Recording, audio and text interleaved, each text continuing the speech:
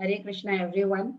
So today's lesson is Jnana Yoga, Yoga of Knowledge. Yesterday, last verse that we did in Bhagavad-Gita, third chapter was Evam buddhe param bhutva samstabhyatmanam jai shatrum mahabahu kamarupam durasadam. Right? You remember that one? The last one that we discussed about it.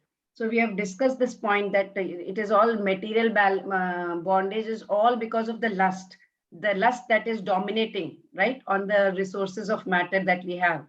In essence, we are pure souls actually. But what happens due to some circumstances, we have fallen into this material bondage, right? We are under these threefold miseries of sattva guna, rajoguna, tamoguna, right? And what is the whole Bhagavad Gita telling us? It is telling us to get out of this material bondage, get out of this material entanglement. And we should be situated in spiritual life of bliss, knowledge, and eternal life, right? Suppose if I say that you have to go and fight with your enemies, maybe you will be ready to go and fight. But if someone says, go fight with your own sons, fight with your own daughters, fight with your own wife, fight with your own friends, you will hesitate a bit. Say, that is quite natural, right? So Arjuna was also placed in the same situation where he was thinking, oh, I have to fight with my relatives. He was confused and he was perplexed. Krishna is saying that when the question of fighting is there, it doesn't matter who is on the opposite side. You are a Kshatriya, your duty is to fight, you should not hesitate. But Arjuna is not satisfied by such arguments. He declined to fight, then he surrendered to Krishna. He said, Krishna, so far we were talking like friends, but now I have surrendered to you. I'm going to learn. I'm serious about it. I'm going to learn from you. Because now Arjun knew it perfectly well that Krishna is the Supreme Personality of Godhead. So whatever instructions he will get from Krishna, that will be definitely perfect, right? Now today, we shall begin with fourth chapter, that is Jnana Yoga, Yoga of Knowledge. What is the fundamental goal of Jnana Yoga? It is to become liberated from this whole illusionary world of Maya, right? And today we'll be covering the points. We definitely cannot cover all the shlokas, but some of the most important shlokas that we can. We are going to talk about history of Bhagavad-Gita. Then why did Krishna choose Arjuna only to deliver the science of Bhagavad-Gita? And then when, why, how does Krishna appear? And how did Krishna divide these four divisions of human society? So we will be talking about that.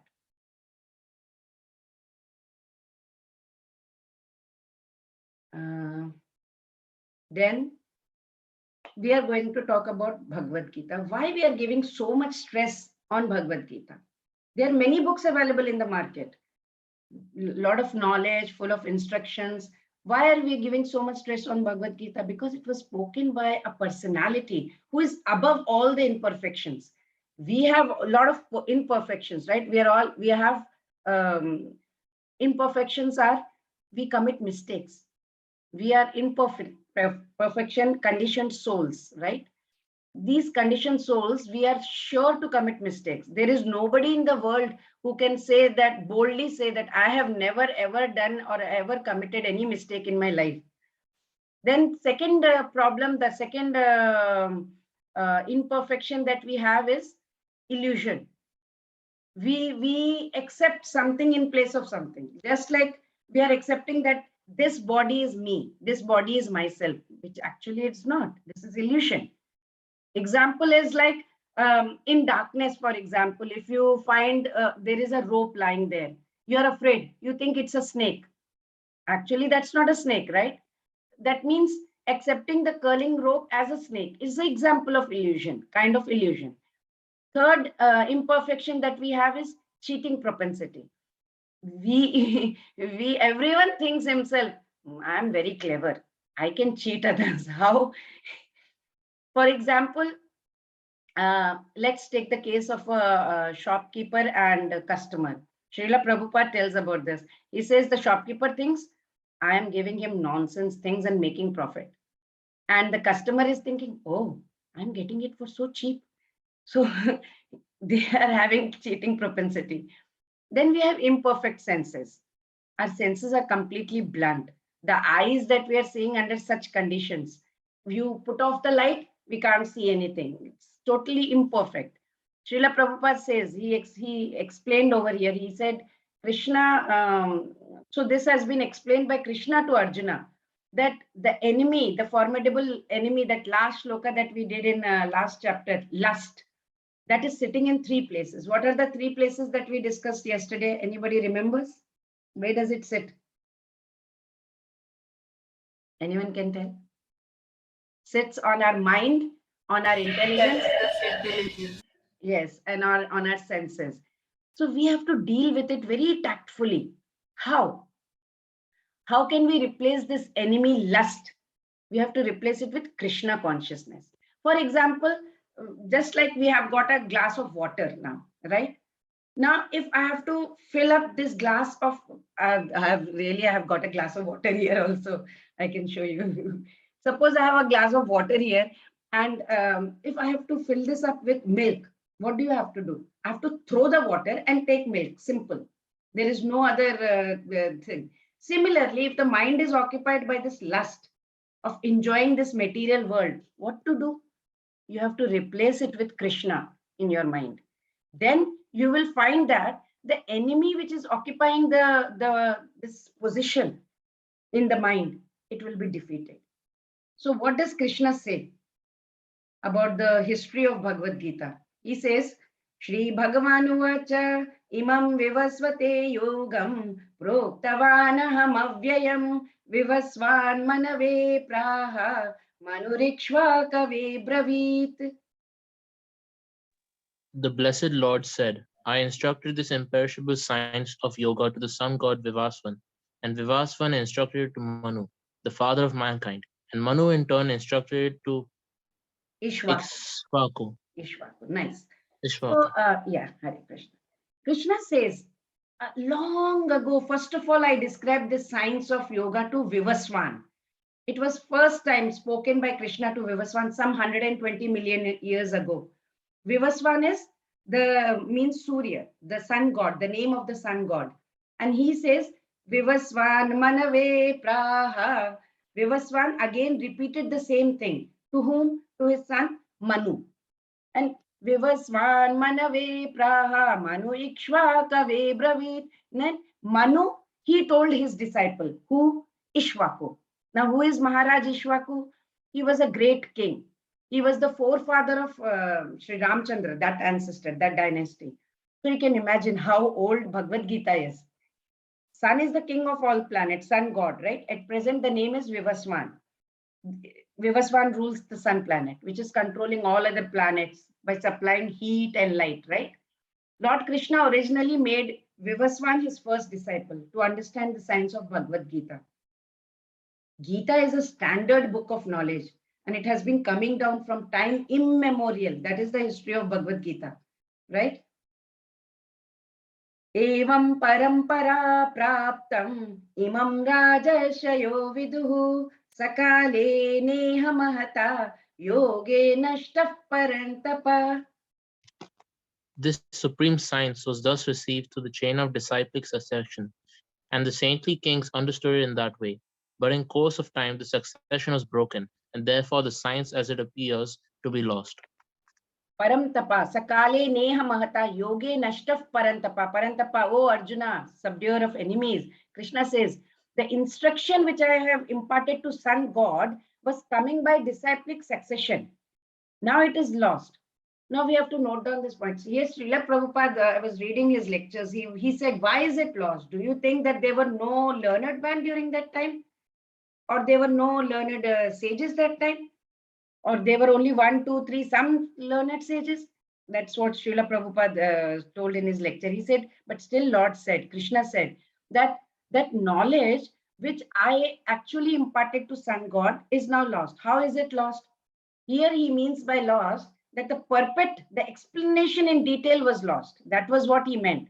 Because scholars came, They interpreted in their own way about Bhagavad Gita. But that is not Bhagavad Gita, right? Bhagavad Gita is a purport what Krishna wants to stress.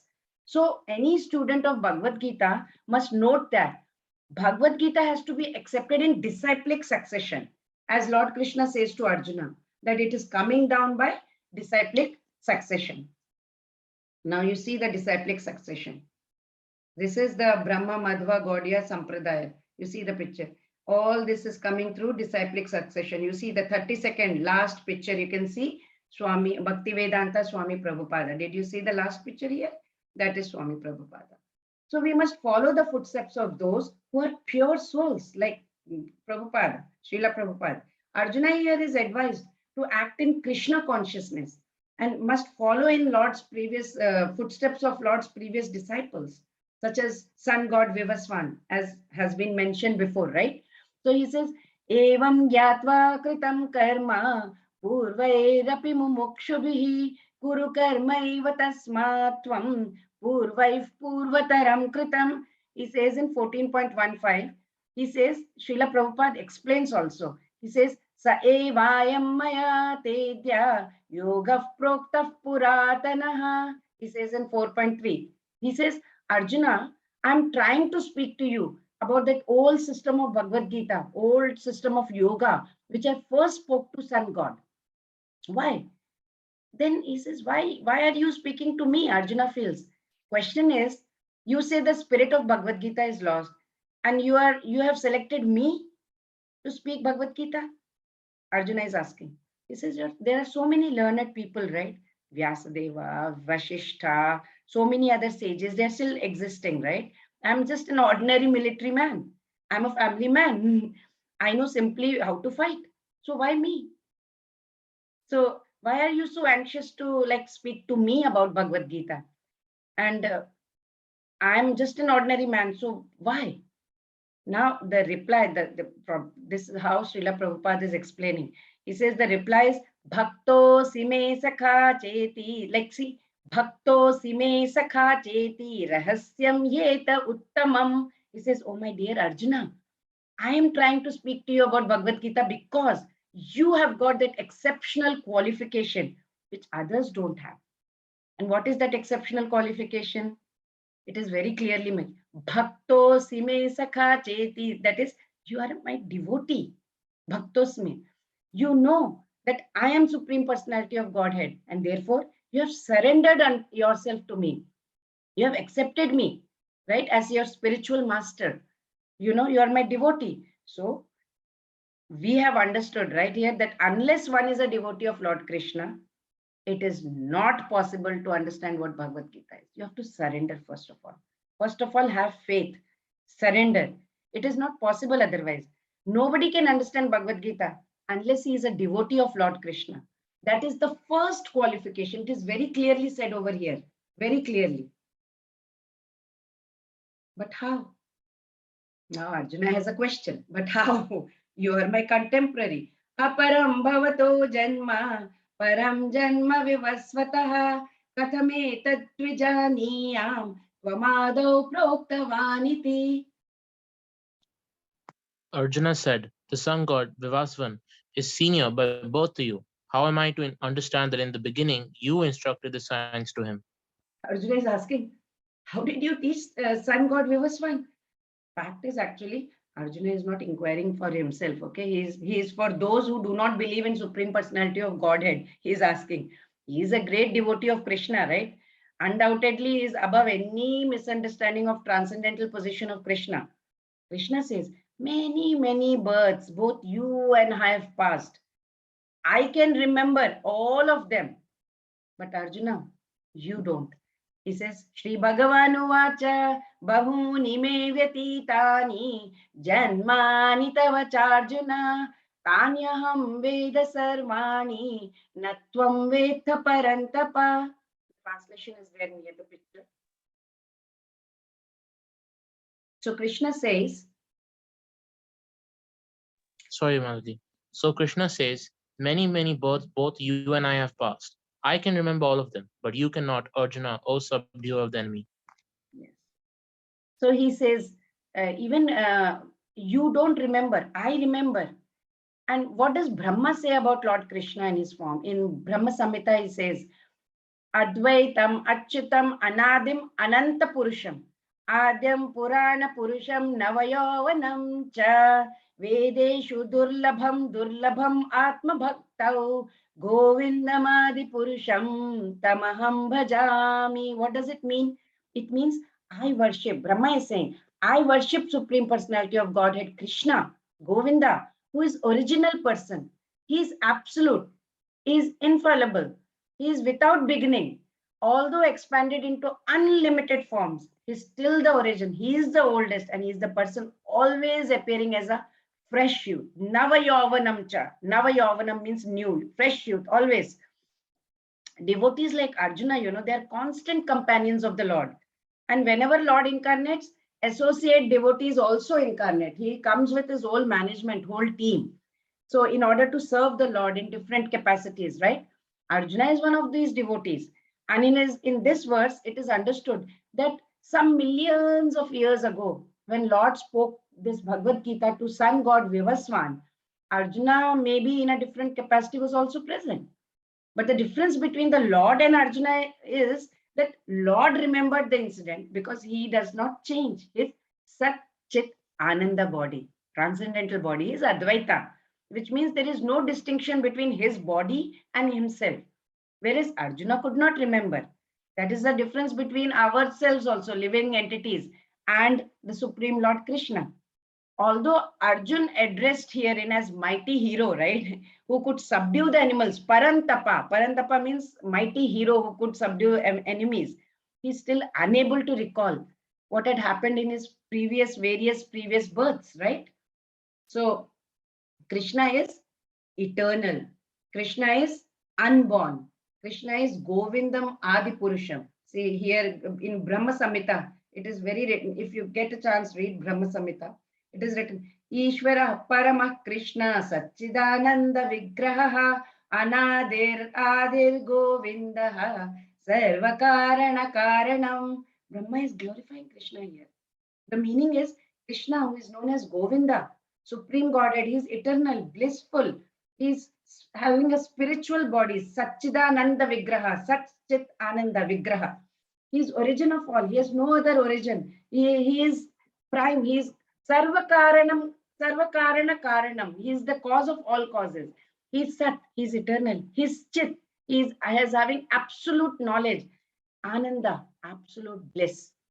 Meaning, for this one, next shlok that is in Brahma Samhita is Venum Kwanantam Aravinda Dayalataksham Barhavatam Samasitam Buddha Sundarangam Kandarpakoti Kamaniya Vishesha Shobham Govindamadi Purusham Tamaham Bhajami. Venum is like the flute. I worship Govinda, the primeval Lord, who is so adept at playing his flute, with blooming eyes like lotus petals.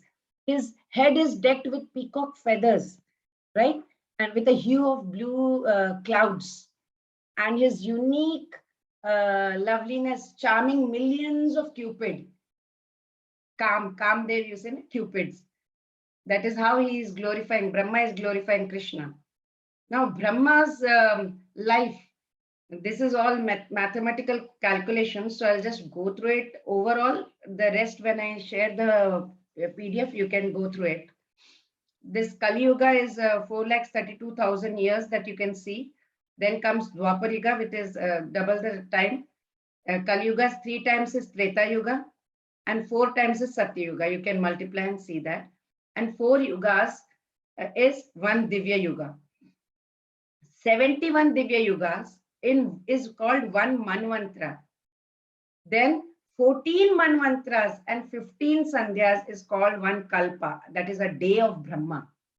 And the life of Brahma is how much? You can see 311.4 trillion years. That is the life of Brahma. So I won't go too much into mathematical calculations, that you can do it, calculate it. You can see the Brahma's life. How much he has passed 50 years now. Now Brahma has already passed 50 years. So life of Brahma is 5.522 trillion years. The time that has elapsed in Kali Yuga has been 5,117 years. Then Brahma has passed 50 years of his. So he lives for 100 years, they say. This is the life of Manu. And you can see the life of Manu is 120.5331 million years. And Gita, accepting that before the birth of Manu, the Gita was spoken by the Lord to his disciple, the sun god Vivaswan. Gita was spoken some 120 million years ago to Vivaswan. And Gita came on earth. It came on earth some 2 million years ago. You can see that. In the beginning of Treta Yuga, this science of relationship with the Supreme was delivered to Vivaswan, to Manu. Manu, being the father of mankind, gave it to his son Ishwaku, king of this earth planet, forefather of Raghu dynasty, in which Lord Ramchandra appeared. Therefore, Bhagavad-Gita existed in the human society from the time of Maharaj Ishwaku. So they say the Gita came on earth 2 million years ago. This is 1 day of Brahma, this many years. 1 hour of Brahma is this many years. 1 minute of Brahma is this 6 million years. 1 second of Brahma is 100,000 years. You can see that. So this is about Brahma. Now, how does Krishna appear? Let's see. Ajopi sannavyayatma bhutanam ishwaropi san prakritim swamadhishtaya sambhavam yatma mayaya. Although I am unborn and my transcendental body never deteriorates, and although I am the Lord of all sentient beings, I still appear in every millennium in my original transcendental form. My original, how does he appear? My original transcendental form. He is unborn and my transcendental body never deteriorates. Although I am the Lord of sentient beings, I still appear in every millennium. So that is his original transcendental form that he appears. But astonishingly enough, he never ages beyond youth. At the time of the battle of Kurukshetra, he had many grandchildren at home. He was sufficiently aged, right? By if you see by material calculations, still he looked so young. He looked like a young man of 20-25 years old. We have never seen a picture of Krishna, old picture, right? He never grows old like us. Although he's the oldest person in the world, whole creation, in past, present, future, if you see. Now, can you see these two people in the picture? Who can tell me who are these two people in the picture? Anyone? Devki and Vasudev. Yeah, who is this? Achana. Very nice, very good. Yes, and Devaki and Vasudev, and Krishna came in his transcendental form, Chaturbhuja Roop. He showed, and then only he transformed him to as a baby, you know. He appeared in his Chaturbhuja Rupa. Lord has spoken about his peculiarity of his birth also. Although he may appear like an ordinary person, he remembers his many past births, whereas common man cannot remember what he has done even a few hours before. I don't even remember what I must have done some years ago. If someone is asked like what did he exactly do at that point, at that day, some day earlier, it would be very difficult to answer that question, right, for a common person. He would have to dredge his memory to recall what he was exactly doing at that same time 1 day before. Yet, man often we dare to claim to be God. Many people say, oh, I'm God. So when does he appear? Yada yada hi dharmasya glanir-bhavati bharata abhyutthanam-dharmasya tadatmanam srijamyaham.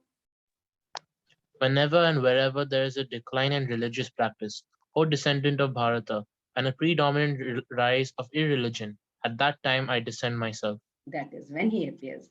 Although Lord appears on schedule, namely like it is written that at the end of Dwapar Yuga of 28th millennium of 7th Manu, in 1 day of Brahma, he has still no obligations to adhere to any such rules and regulations, because he's completely free to act in any way he wants, right? At his own will.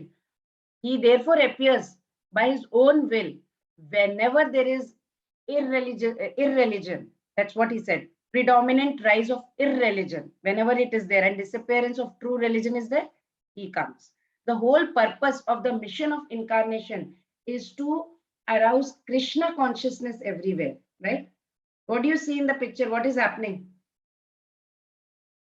Who can tell me? A wall. Any other guesses? Rukmini Haran. Any other guesses? Something related to Krishna.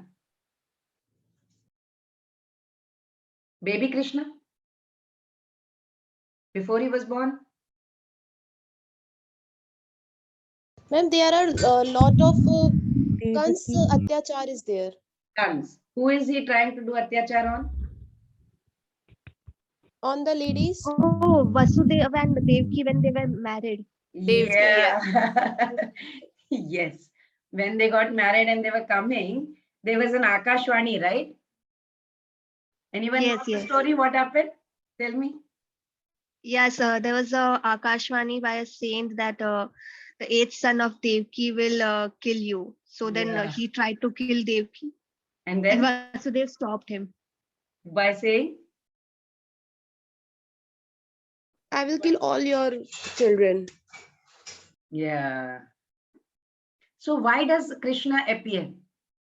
Why does he appear? Paritranaya sadhunam vinashaya cha dushkritam dharma samsthapanarthaya sambhavami yuge yuge. In order to deliver the pious and to annihilate the miscreants, as well as to re-establish the principles of religion, I advent myself millennium after millennium. Yeah, Lord has many agents. They are very competent enough to defeat the demons. He doesn't have to come down, right? He has many agents. But Lord specially comes down for his unalloyed devotees who are sometimes or always harassed by demonical people. The demon harasses the devotees, right? Devotee. And even though the devotee may happen to be his own relative or kin or kith or kin, right? Any example you can give where the devotee was harassed by his own people? Anyone? Prahlad Prahlad Maharaj. Maharaj, yes. Prahlad Maharaj, who was he? Son of Hiranyakashipu. Hiranyakashipu. Yeah, he was mistreated by his father. Anyone else that you can remember? Mirabai. Devaki, the mother of Krishna. She was sister of Kamsa, right? Sister. And she and her husband were ill-treated, right? Because Krishna was to be born to them. Krishna appeared for Devaki and to kill Kamsa. He performed both simultaneously. He protected Devaki and killed Kamsa. Therefore, it is said, he comes to deliver the devotee, vanquish the demons, miscreants, and he appears in different incarnations. He comes millennium after millennium. That's what it said. So what is the benefit of knowing Krishna? What is the point? Janma karma cha me divyam evam yo veti tatvatah tyaktva deham punarjanma naiti mameti sorjuna. One who knows the transcendental nature of my appearance and activities does not, upon leaving the body, take his birth again in this material world, but attains my eternal abode, O Arjuna. That's what Krishna says. Once you know about me, then you don't enter another mother's womb. So that's like breaking the cycle of birth and death. One who can understand the truth of the appearance of Krishna is already liberated from the cycle of birth and death. And he returns to where? Goloka. Immediately after quitting his material body. But such liberation of living entity from this bondage, it's not at all easy. Yogis attain liberation only after much trouble and many births, right? Even then, they sometimes reach till Brahmajyoti, Brahmajyoti and of the Lord, which is partial, right? Then there is always the risk of coming back to the material world. But the devotee, unalloyed devotee, who is fully into Krishna consciousness, he attains Lord's abode after ending the body, and he does not run into the risk of coming back into this world. So, what is the benefit of knowing Krishna in chapter 13? It said, Indriya artheshu vairagyam anahankara evacha janma mrityu jara vyadhi dukkha dosha darshanam. So, janma dukkha jara vyadhi, that is there here, right? In this material world, there is janm, there is dukh, there is jara, there is vyadhi, old age and death, right? So we have all this, but it is not, it is there here in material world, but it is not there in the spiritual world of Krishna. So which is better then? Material world, where you have to go through this process again and again and again, right? You have learned ABCD, you finish your graduation, you do your PhD, you die, again start from ABCD. But in Krishna's loka, nothing. There is no janma mrityu jara vyadhi. Of course, Goloka Vrindavan is better, where there is no old age, no sickness, no birth, no death. Everything is beautiful, everything is intact. Persons are happy. Person will be happy, right? And they will do seva to Bhagwan. But what is the difference between Krishna and we, right? What is the difference between us mortal beings? So let's see the difference. Difference is Krishna's form is spiritual. Our form is temporary. His body is transcendental. Ours is having a gross and subtle covering the soul, right? Krishna's body is really transcendental. Ours is perishable. Krishna is known as Govinda. He has spiritual, eternal, blissful spiritual body. He is the origin of all. He has no other origin. And he is the prime Sarva Karana Karanam in Brahma Samhita, like I had quoted before also. Ishvara Parama Krishna Satchidananda Vigraha Anadir Adir Govinda Sarva Karana Karanam. He is everything. He is the cause of all causes. Just because something is invisible does not mean that we can't say that it exists, right? It doesn't mean that we can't know it exists. Subtle body of mind, intelligence, and false ego is also invisible. But we know that it is there. The subtle body, it is there. We have two kinds of bodies, right? One is gross body, this body made up of 5 elements. What are the 5 elements? Anybody knows? What is this body made up of?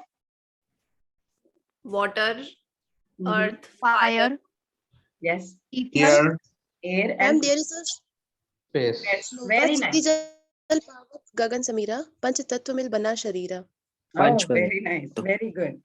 And the subtle body is made up of 3 things. mind, intellect, and Intelligence ego. and false ego. Very nice. Very good. So you can see this body. You can see it because it is there. You can see. But can you see the subtle body? Hare Krishna, No. Mata. Can you see the Mataji. mind? Can you see Hare the Krishna. intelligence? Yet everyone knows you have a mind. I have a mind. Anyway, you accept that subtle body exists, even though you cannot see it. Similarly, soul exists, even though you cannot see it. But the soul is covered by the subtle and the gross bodies.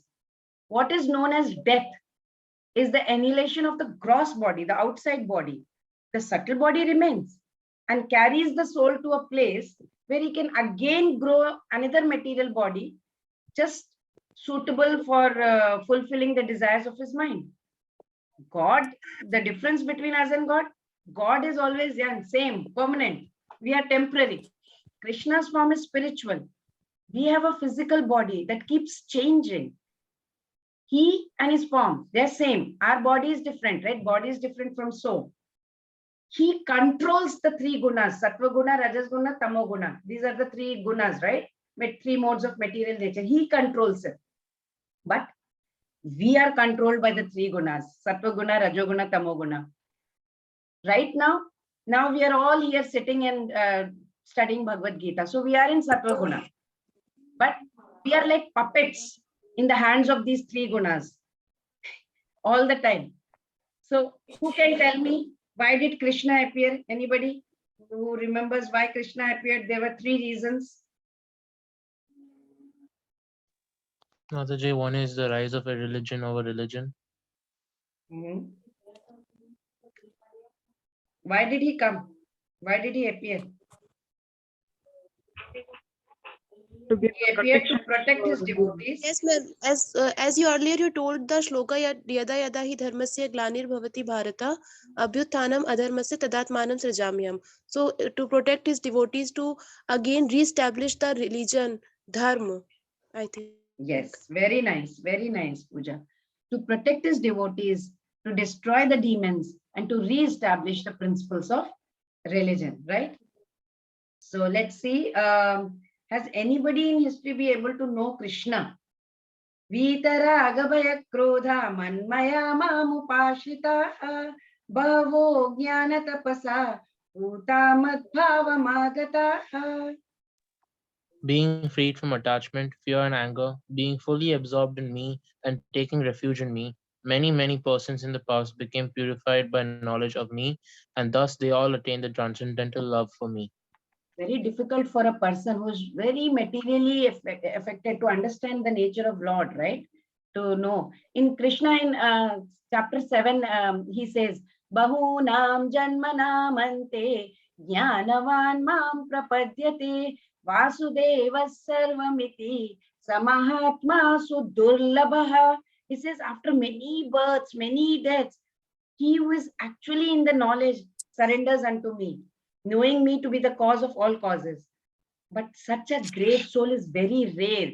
Sa Mahatma Sudurlabha. Such an soul is very rare, he says. Some people are very much materially attached, and therefore they do not give attention to spiritual life. Some of them just merge into supreme spiritual cause. Some of them do not believe in anything. Some are just angry at all sorts of spiritual speculations out of hopelessness. But if you reach the prema stage, the love stage, where you love God and you're in constant engagement with that in the transcendental loving service of the Lord, slow process of devotional service. But of course, under the guidance of bona fide spiritual master, one can attain the highest stage. He says, Srila Prabhupada says, mad bhavam agataha, means our this human form of life, it's meant to go back to Krishna, actually to go back home, right? Back to Godhead. Just like for me, in my case, I can tell you personally, I'm traveling, right? I'm traveling to different countries right now. But my home actually is supposed to be India. I'm Indian. My home is in India, but I'm going to many countries. I was in US before, and now I am in Europe, right? So, but my home is India. Similarly, we are part and parcel of God. We are here, but our home is there. We have to go back to Krishna. That is what we need to do. Mame vansho jiva bhuta. Krishna says, all these living entities, they are my part and parcel. Mame vamsho jiva bhuta. All these jivas are mine. They are part and parcel of me. If somebody understands that this is not my home, I'm just wandering over here. I'm wandering in this foreign country. That is the knowledge we need to give. But those who don't have that kind of knowledge, they are just under the impression this is my body, this is permanent. But it is not. But to get free from these three stages of material concept of attachment, the fear, the anger, we have to take shelter of the Lord. Of course, under the spiritual guidance. Then we can attain the abode of Krishna, right? And if we surrender to Krishna, suppose we surrender to Krishna, what happens? He says, Ye yatha mam prapadyante tam tathaiva bhajamyaham mama vartmanu vartante manushya partha sarvashah. As all surrender unto me, I reward them accordingly. Everyone follows my path in all respects, O son of Partha. It's so nice. So it's all bhakti, shraddha, prem.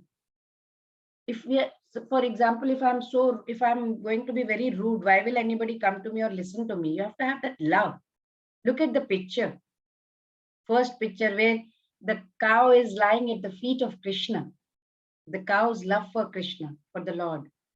Second picture, now Krishna is loving the cow. He does anything for his devotees. That's what he said. As you all surrender to me, I reward you accordingly. Cow loves him, he loves the cow.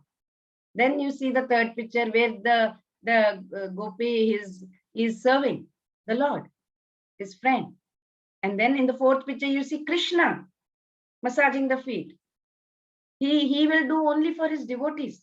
He's fully realized only for his devotees.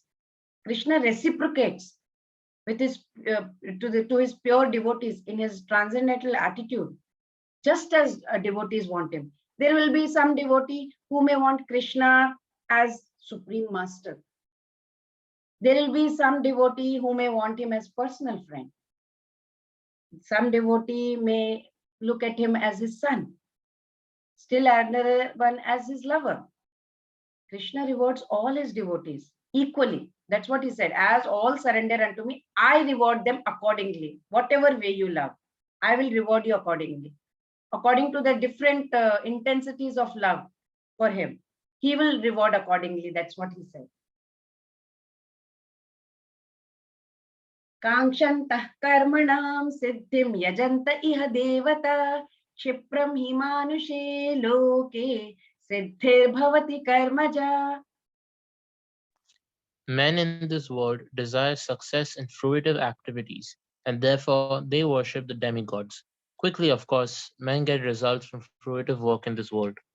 That's what. There is a great misconception about gods or demigods of this material world. Actually, demigods are not different from forms of God. They are gods, different parts and parcels.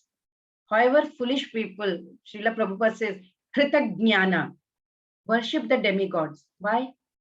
Because they want immediate results. They get the results also, but they do not know that these results are whatever results have been obtained, they are temporary. The boons of the demigods that they give, they are material and they are temporary. They're all after sense enjoyment, Mostly, they are mostly interested in material enjoyment. And therefore, they worship demigods. Can you give any example where they have worshipped demigod to get something? Anyone you remember? Goddess Lakshmi to get wealth. Yeah, we do. We pray to Goddess Lakshmi. In the history, any demons who have worshipped to get some power? So even Ravana used to worship. Ravana worshipped Shiva, right? Yeah. To get power. And anyone else? Indra for rain. Yes, ma'am. Indra for the rain. Rain. And In early Vedic age, the people used to worship Agni, Varun, etc. yes. And Prahlad's dad, father, who was he? Hiranyakashipu. Hiranyakashipu. He worshipped Brahma. He wanted the boon, right? Because he was selfish. He was cruel. He had attitude also. Ravan to worship Shiva, but he got ahankara.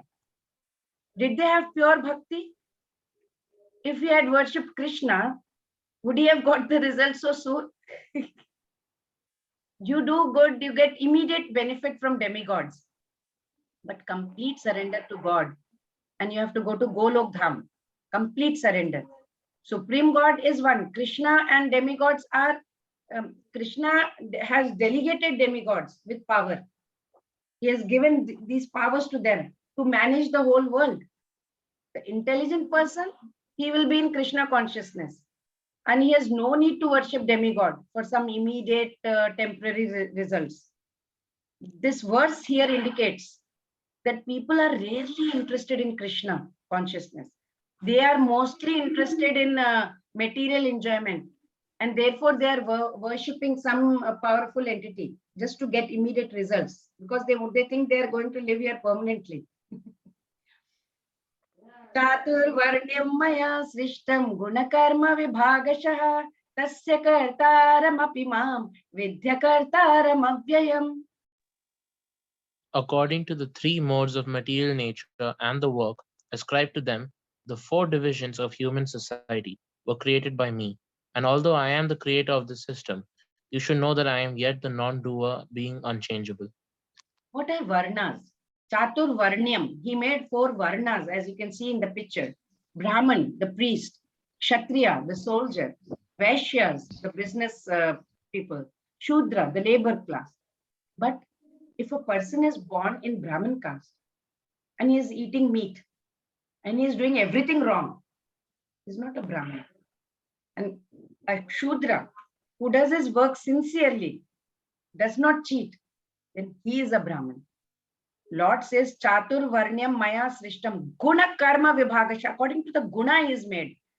Not by birth, you cannot claim you are a Brahmin. You have to have that quality of a Brahmin. Lord is the creator of everything. Everything is born out of him. Everything is sustained by him. And after everything, it is annihilation also is done by him. Everything is rests with him. He is therefore the creator of all the 4 divisions of the social order, right? Beginning with intelligent class of men. Technically, it's called Brahmanas because they are situated in mode of goodness. Then it is administrative class, the Kshatriyas, because they are in the mode of passion.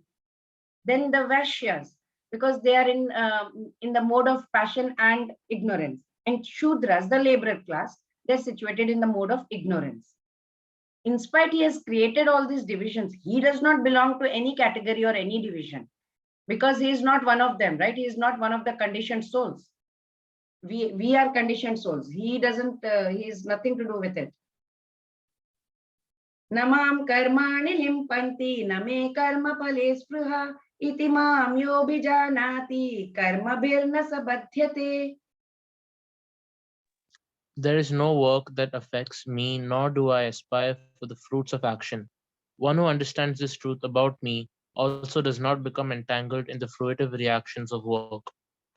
As the king is not subject to the state laws, right? Similarly, the Lord, although he is the creator of the material world, he is not affected by the activities of the material world. For example, if a judge is sitting on the chair and he is giving his judgment or the verdict, he is not subject to the sentence he is stating, right? It does not apply to him. It applies to the one who is accused over there, who is the guilty one, who is the offender. Same way, Krishna has created everything, but he remains aloof from the creation.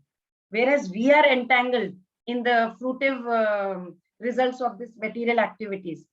Because our tendency, it is of lording over these material resources. We are always after material resources. We want more, we are never satisfied.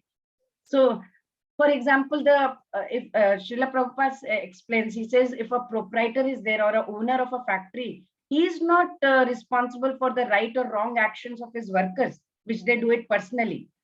Workers are themselves responsible for their actions, right? So the owner never wants that low grade happiness that the workers are going through. Workers are happy in any small way. The owner will not be having the same desire. He is aloof from their material actions and reactions, right? Lord also, he is full in himself. He has all these opulences, 6 opulences. He has no attraction for so-called heavenly happiness. The heavenly demigods are only his administrative helpers. The demigods, human beings, animals, they're all subject to reactions of their past good or bad karmas, right? And what does Krishna do? He gives us facilities for such activities. And we are regulated by these 3 modes of material nature. But he is not responsible for our activities. Whatever we are doing, we are responsible for our past or present activities, good or bad, right? So we are responsible for our actions, not Krishna. But one who knows the supreme truth, he is a liberated soul. He is fixed in Krishna consciousness, right? Now let's see in the picture. Picture number 1. Who is he? Can anyone tell me? Look at the picture. Sudama. 1. Yes, very nice, Sudama. Who is in the Sudama has what did Sudama, what is happening in first picture? Krishna and Krishna is offering Rukmini something Devi to are Sudama. Yeah, they're Sudama came to offering meet Sudama. Krishna. Yes, and just see Krishna, they're giving so much of comfort, right? His friend had come. What about picture number 2? Who is he? Bhishma. Yeah, Bhishma. Bhishma wanted to have darshan of Krishna, in form of a warrior. So he got that also. What is the third picture? Krishna and Balram. Yeah, with gopis, right? And fourth picture? Ma'am, Krishna is the charioteer of Arjuna. Yeah, he will do anything for his devotee. See, Arjun was his devotee. He became a charioteer for his devotee. He will do anything for his devotee. Next. कर्मणो ह्यपि बोधव्यं बोधव्यं च विकर्मणः अकर्मणश्च बोधव्यं गहना कर्मणो गतिः. The intricacies of action are very hard to understand. Therefore, one should know properly what action is, what forbidden action is, and what inaction is. Very important. What action is, what forbidden action is, and what inaction is. So, what is karma? Karma is performing our duties and action, right? They can be great, they can be small. What is vikarma? Vikarma means you perform actions that are not recommended. It is either done for your own benefit or it is to just frustrate or annoy somebody, right? And what is akarma? Akarma is working with devotion. Akarma means without a reaction to work. Those who are engaged in this process are known to be without desire for their own sense gratification. They don't want. Look at the picture. The one with the wheel, potter. What is he doing? He's just making his pot. He's doing his work. Picture number 2, you see 2 cars are parked and it's written strictly no parking. What did he do? He went there and parked the car. And the third one, they're very busy. Devotees are all busy doing their kirtan and taking care and doing the devotional service to the Lord. So which one do you think is karma? Which one is vikarma? And which one is akarma, according to you? Ma'am, the first one is the karma because he's performing his duty. And the second one is, means the person is parking his car in the strictly prohibited area. That is vikarma. And the third is akarma. Very good. Very nice. Very nice, beta. So this is very nice. First one is karma. Second one, you have been told not to do and you're doing. So it is vikarma. And the third one is totally in devotional service. So it is akarma. Very nice. People should know what kind of karma is doing, right? What is karma? It's prescribed duties. Vikarma means doing against the prescribed duties. That is vikarma. And akarma means doing something which has no reaction. Narada was the biggest devotee of Vishnu. And he was an akarmi, He helped so many devotees like Dhruva also, Dhruva Maharaj. And second picture is Raja Rantidev. He was the closest devotee of Vishnu. So these two are akarmis. Narada, biggest devotee of Vishnu, and akarmi. He helped many devotees. And Raja Rantidev's story is like he lived thousands of years ago. And it was told by Shukadev Goswami to Maharaj Parikshit in 9th canto of Srimad Bhagavatam. There you can read, if you go to 9th canto of Bhagavatam, that King Rantidev, he was understood that because Supreme Lord is present in every living being, so all deserve king's respect and compassion. That is how he used to think. So whenever he would see somebody in need, he would give away his food from the table. One time, Raja Rantidev, he was ready to eat. He had fasted for some 48 days. And just as he and his family sat down to eat, a Brahmana came. He honored him. Naturally, when Brahmana comes, you honor him, right? And he gave some of his meal. He ate the food and he left. Then he divided whatever was left to his family, food was left, he divided among his family again and again prepared to eat. Now this time what happened? A Shudra, a laborer came. Now one might expect, according to Vedic culture, Brahmana is honored with a meal, but Shudra, usually they give very little prestige, right? But Raja Rantidev was not like that. He did not see Shudra lesser simply because Shudra's social position. He gave a visitor the share of his food. After Shudra left, yet another guest arrived. This time he was surrounded by dogs. So man called, "Oh king, my dogs and I, we are very hungry. Please give something to eat." King Rantidev immediately he gave something to eat, whatever was left of his meal. Then he offered his obeisances to the man and his animals. He said, by now, all that was left for Raja Rantidev was water. And just as he was about to drink, a Chandala, Chandala is like an outcast. He came. He was tired. He was hungry. He begged king for some water. King did not hesitate at all. He not only gave him the water, but said, I do not pray to Supreme Lord for 8 perfections of mystic yoga. I do not pray to God for salvation from repeated birth and death. I just want to stay among all these living entities and suffer all the distresses on their behalf so that they may be free from suffering. I mean, that's a rare compassion we have seen, you know. I have not seen such compassion anywhere. Rantideva, he knew that Lord will look after him by offering his water to and maintain the life of poor Chandala, he was struggling to live, the Chandala. So he gave the water also, right? King Rantideva, as it turns out, he was being tested by demigods. You know, you can see in the picture, Lord Shiva and Lord Brahma was testing him. They had come in disguise of guests, and they interrupted king's meal. But even when this was revealed to Rantideva, he did not take advantage of the situation, and he did not ask for any boons or anything. He didn't want anything.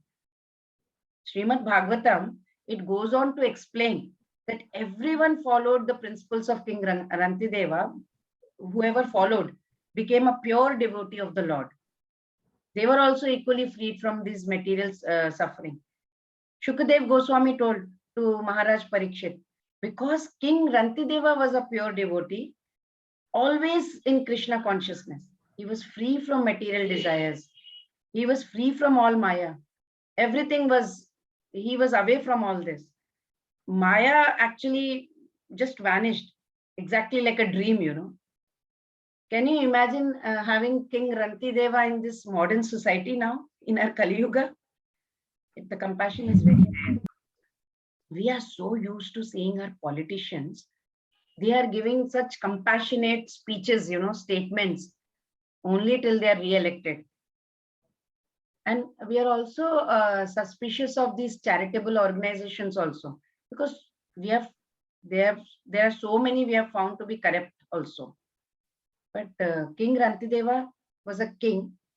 He could have enjoyed his life with all the opulences that he had, right? But he was so selfless, very, very selfless. That is akarma. Let's see. Tadvidhi pranipatena pariprashnena sevaya upadekshanti te jnanam jnaninas tattvadarshinaha. Just try to learn the truth by approaching a spiritual master. Inquire from him submissively and render service unto him. The self-realized soul can impart knowledge unto you because he has seen the truth. Who is there in that picture? The 2 boys and Sadhu, the Guru. Yeah, Krishna Balrama with Sandipani Muni. Yeah. So we should try to learn the truth by approaching a spiritual master. And how to approach? We should approach with humility, submissively. We must render service. A self-realized soul, he can impart knowledge to you because he has seen the truth. These spiritual masters, the great souls, they have seen the truth. So we should ask them with humility. We have Shiksha Guru, we have Diksha Guru, right? They will lead us to the right path. Such spiritual master, we should be accepted in full surrender. And one should serve the spiritual master, right? You see in the picture, Srila Prabhupada, how everyone is serving him. And we should not have any false prestige there, right? So whenever a student is submissive, he is always ready to render service. The reciprocation of knowledge and inquiries also become perfect. Spiritual master will tell him everything, but we need to have humility. That is very important. Tasmad ajnana sambhutam hristam jnanasinatmanah chitvainam samshayam yogam atishthotishta bharata. Therefore, the doubts which have arisen in your heart out of ignorance should be slashed by the weapon of knowledge. Armed with yoga, O Bharata, stand and fight. That's what he's saying. He says, just whatever doubts have come out, just He was declining to fight. Arjuna was declining to fight. Now Krishna is advising him, pick up your weapons for fighting. Tasmad Jnana Sambhutam, he says. You are fighting not for your family, you are fighting on my account. Therefore, you have nothing to doubt or samshayam, no samshayam. He says, Chitvainam samshayam, no samshayam. Krishna tells him to shed and get up, uttishta, get up, stand up and fight. In the role of spiritual master of Arjun, Lord has imparted to his disciple Arjuna the knowledge of how to gain wisdom from the practice of Karma Yoga, right? He is now advising Arjun to utilize both wisdom and faith and just remove the doubts from his mind. Then he's giving, now you must get up, please rise up and do your duty in the spirit of Karma Yoga, right? So the in dual instructions of both, you refrain from action, you engage in action. It's still creating confusion in Arjun's mind. So which he will reveal in the opening of the next chapter, that is chapter 5. He will tell what is happening there. Okay, Hare Krishna. Panchakalpatarupashya kripa sindhubhya evacha patitanam pavanebhyo vaishnavebhyo namo namaha. Let us all do together. Hare Krishna, Krishna Krishna, Hare Hare, Hare Rama, Rama Rama, Hare Hare. Hare Krishna, Krishna.